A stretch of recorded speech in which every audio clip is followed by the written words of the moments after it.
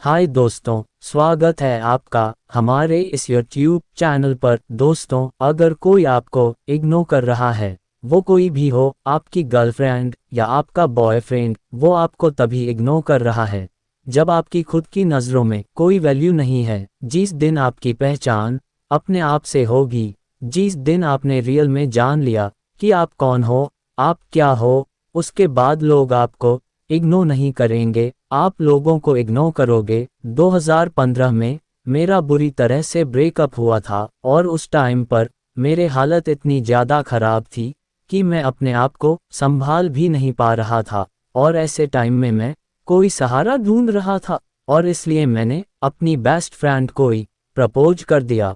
उस लड़की ने मुझे रिजेक्ट करने के बाद जो बात बोली ना, वो बात मैं अपनी लाइफ में कभी भी नहीं भूल सकता, क्योंकि उस लड़की ने मुझे जो करने के लिए बोला था ना, वो करने के बारे में मैं सोच भी पाऊँ उस टाइम पर मेरी औकात उतनी भी नहीं थी।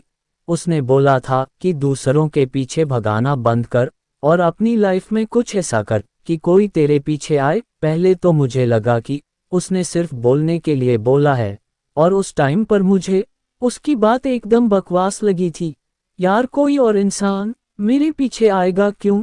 लेकिन उसकी बात मेरे दिमाग में बार बार घूम रही थी और कहीं ना कहीं मुझे लग रहा था, यार उसने बात तो बहुत ज़्यादा सही की है।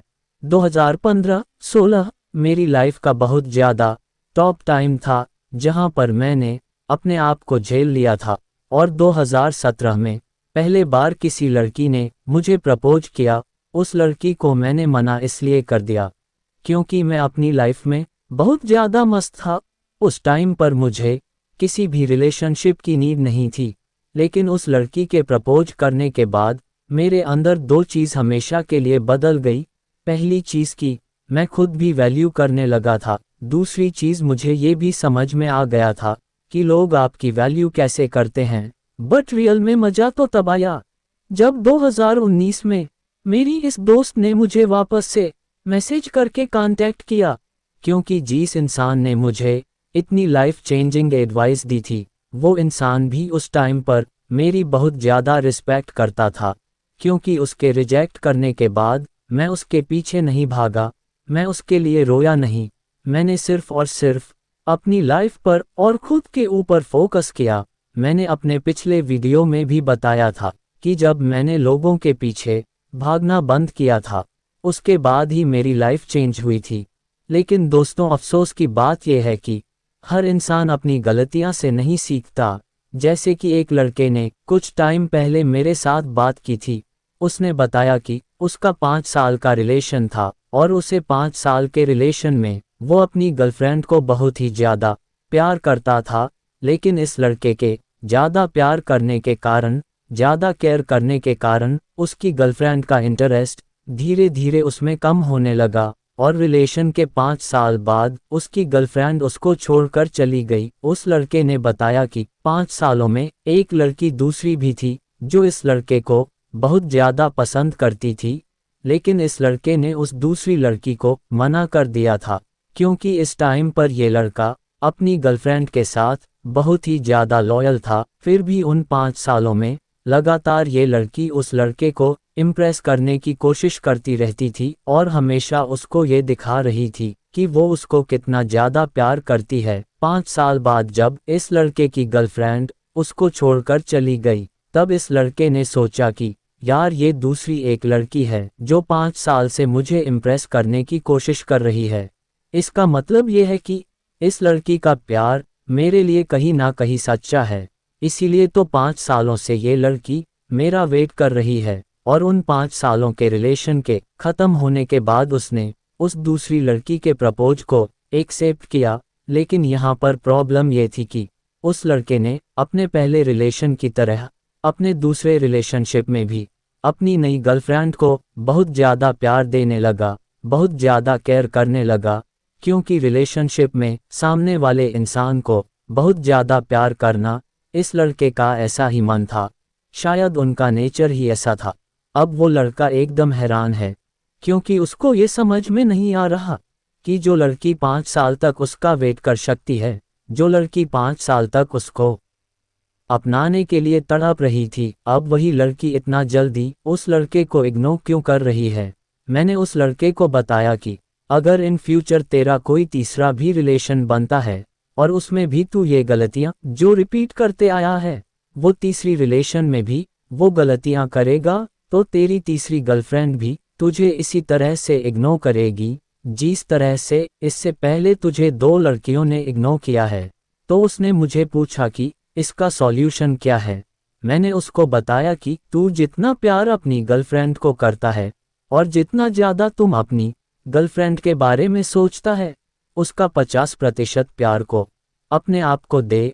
उतना टाइम तू अपने ऊपर लगा, और जितना ज़्यादा तू अपनी गर्लफ्रेंड के बारे में सोचता है ना, उसका 50% को अपने लिए सोच, अपनी लाइफ के लिए सोच। बस सिर्फ इतना करने से तेरा प्रॉब्लम बिल्कुल सॉल्व हो जाएगा। और उस लड़के ने मेरे सामने एक्सेप्ट किया कि उसने दोनों रिलेशनशिप में अपने पार्टनर को पागलों की तरफ प्यार किया।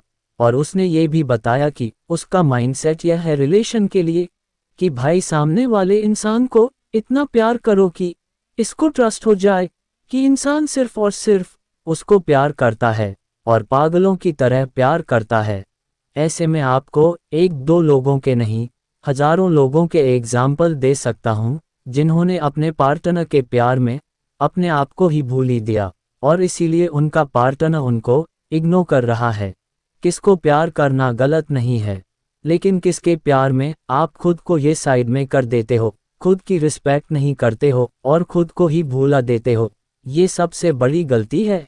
क्योंकि जब आप खुद अपनी वैल्यू नहीं करोगे तो दूसरे आपकी वैल्यू कैसे करेंगे? सभी लोगों को कहता हूँ कि अपने पार्टनर के ऊपर नहीं, आप खुद के ऊपर फोकस करो।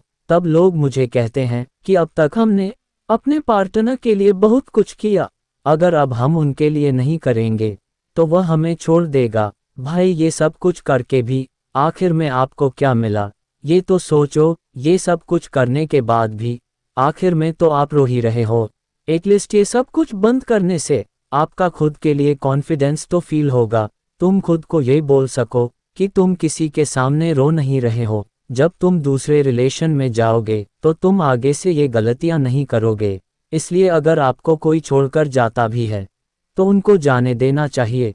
लेकिन अगर कोई इस कीमत पर आपको प्यार दे रहा है तो याद रखिए वो प्यार नहीं है, आप उनकी गुलामी कर रहे हो। आपको रियल में खुश रहने के लिए किसी दूसरे इंसान की जरूर नहीं है। जब तक आप दूसरे लोगों में अपनी खुशी को ढूंढते रहोगे ना, तब तक आप लोगों के सामने अपने आप को झुकाते रहोगे।